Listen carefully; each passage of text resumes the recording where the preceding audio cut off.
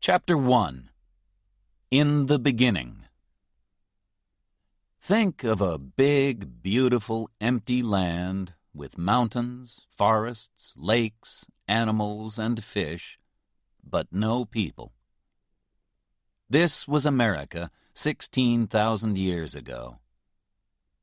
Around that time, the first people probably arrived in Alaska from Asia.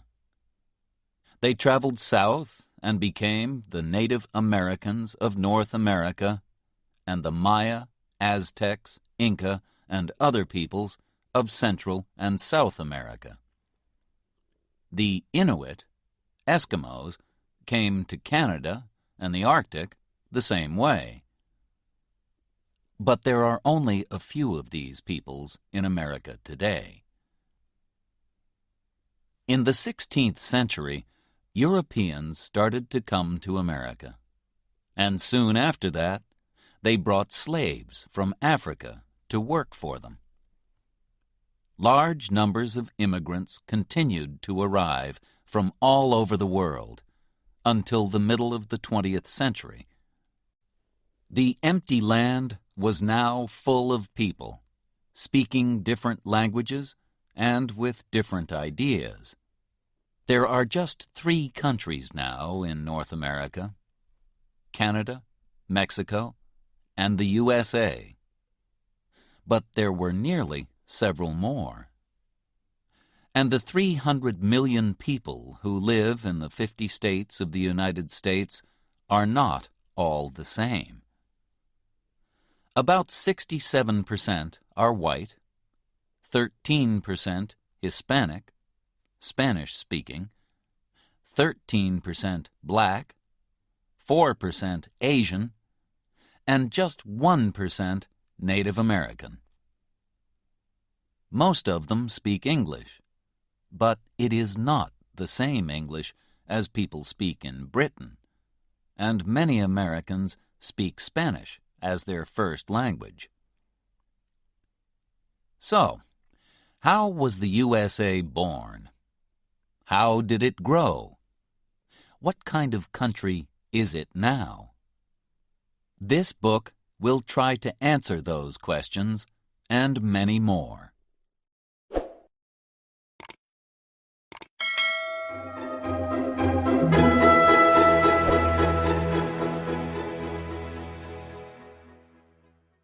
Chapter 2. The Pilgrim Fathers. The name America comes from an Italian businessman called Amerigo Vespucci, who sailed to South America between 1499 and 1502. But he was not the first European to make the dangerous journey across the Atlantic. The Vikings came to Vinland, probably Canada or New England, from Scandinavia around AD 1000. But they did not stay. Then, in 1492, a brave Italian sailor called Christopher Columbus reached the Caribbean while he was looking for a sea route from Europe to India. Columbus called the Native Americans Indians because he thought that he had reached India. When Columbus returned to Europe, he told people about his adventures, and other sailors, like Cabot and Cartier, followed him across the Atlantic. Europeans came to fish the rich seas of America, too. But it was only in the 17th century that the French, the Dutch, and the British all came to live in North America. The French in Quebec, the Dutch in New York, and the British in Virginia and New England. 2 very different groups of English people crossed the Atlantic. The first group began the colony of Jamestown in Virginia in 1607. They hoped to find gold there, but life was very hard for them. There was very little food, and many of them died during the first winter. Then Pocahontas, the daughter of a Native American chief, became a friend of Captain John Smith and helped him and the other English people. She later married a man called John Rolfe and went to England with him. Luckily, tobacco saved the young colony. It was easy to grow tobacco in Virginia, and smoking was becoming very fashionable. People in the colony stopped looking for gold and began to grow tobacco, which they sold in Europe. Soon, they started to bring people from Africa to work as their slaves and help them to grow more and more. John Smith traveled north in 1614 to the part of America that he called New England.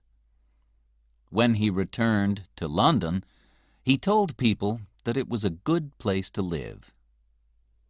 In 1620, another group of 101 English men, women, and children arrived in Plymouth, Massachusetts. These people are called the Pilgrims, or Pilgrim Fathers, and they had very strong ideas about religion. They did not want to live in England because they did not agree with the English Church. So they sailed to America in a ship called the Mayflower. They farmed the land, and they bought and sold animal skins. They thought that all people were equal, and so they did not have slaves. The Pilgrims, too, were often ill and hungry, and nearly half of them died in the first year. But they had help from some of the Native Americans, particularly a man called Squanto. He went to Europe as a prisoner in 1605 and spent some years in England, so he spoke some English. He showed the Pilgrims how to hunt and grow corn. In the autumn of 1621, the Pilgrims had a big dinner to give thanks for the first food that they had grown themselves. This day was called Thanksgiving, and Americans still celebrate it every year on the fourth Thursday of November. It is one of the most important holidays in the year, and people often travel many hundreds of kilometers to be with their families. They eat a big dinner with two of the foods that the Pilgrim Fathers found in America: turkey and pie filled with pumpkin.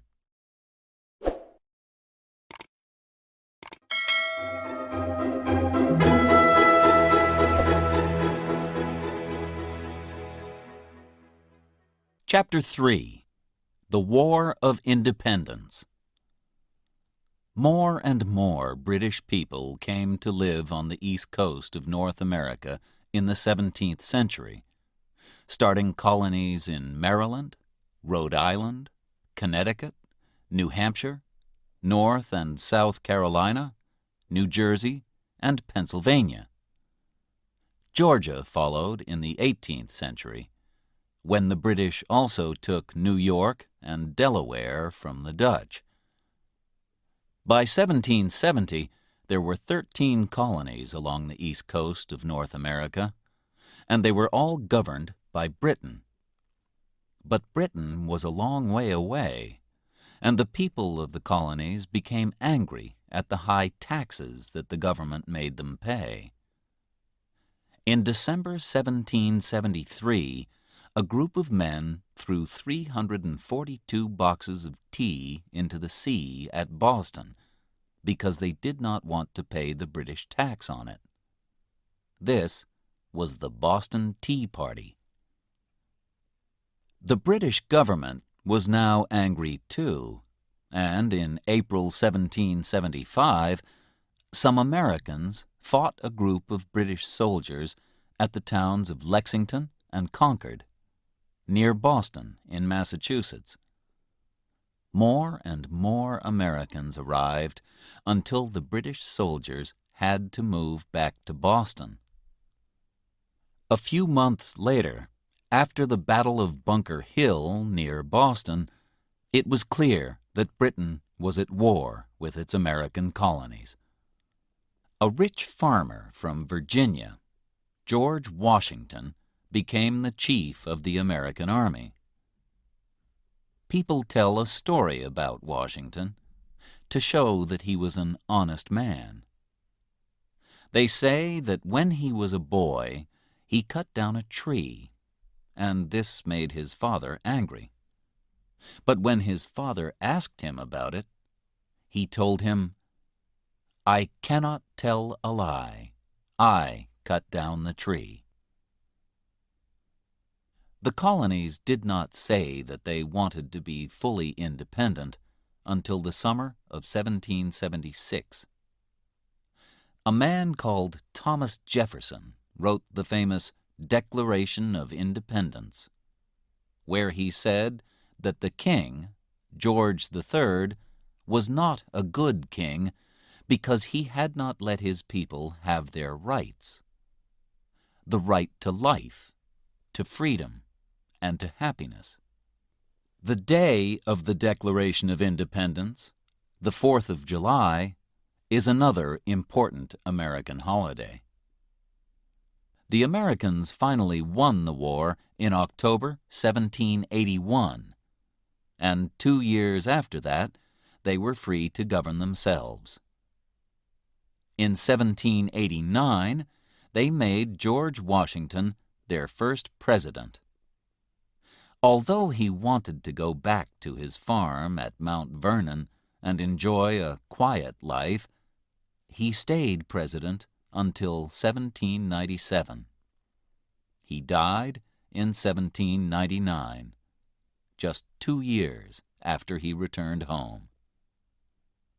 The names United States of America and American were first used at the time of the War of Independence. The 13 colonies became the first 13 states of the United States. In 1803, after Jefferson became the third president, he bought a large area of land in the Midwest from France. It was 5 times as big as France, and it only cost $15 million. Jefferson then sent 2 brave men, Meriwether Lewis and William Clark, to travel across America all the way to the Pacific. With a young Native American woman called Sacagawea to help them, the 2 men traveled 13,000 kilometers between 1804 and 1806. They found many animals, plants, and fish that were new to Europeans, and they made maps of the rivers, mountains, and land that they crossed. In 1819, the USA bought Florida from Spain. The United States was now twice as big as it had been in 1781. And by 1848, after it won Texas and the Southwest from Mexico, it had grown again. It now reached all the way from the Atlantic to the Pacific, over 5,000 kilometers. Finally, the American government bought the land northwest of Canada from Russia in 1867 for $7.2 million, and it became the state of Alaska in 1959. The American flag, known as the Stars and Stripes, first appeared at the time of the War of Independence. It has a stripe for each of the first 13 states, and a star was added every time a new state joined, so there are now 50 stars. The last star was added when the beautiful islands of Hawaii in the Pacific, 4,000 kilometers west of California, became the 50th state of the USA in 1959.